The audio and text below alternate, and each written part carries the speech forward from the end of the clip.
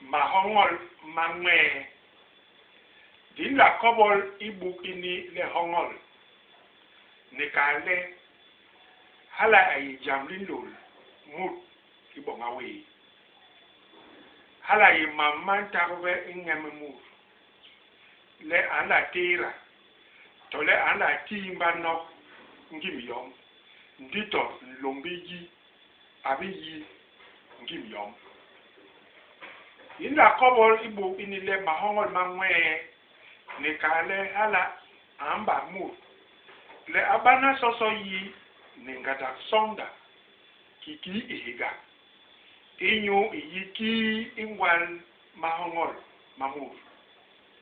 inyu ki ngimiyom iye ilel yanga yom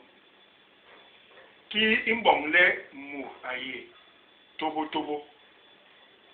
ane ilul he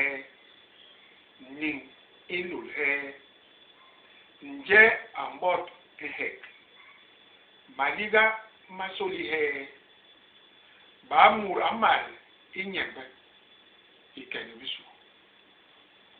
yom di yi yo inile pe yon iyemut John inyu ilos mahongol mong ulama bana longe sonda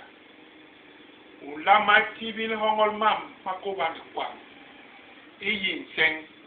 le gwele inyu ilos mahongol mong ulama yi gwele bubu bempam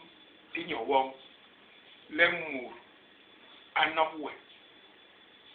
John unokle kiritol ilo mut ingera mur anyen mahor anyos nyu inson hala we ambi gizingen ansa babungul bi ataben kolmao ton kol siga ton kol ijebije ton kol bura ike nibisu murmahol ayi semba makon John utera le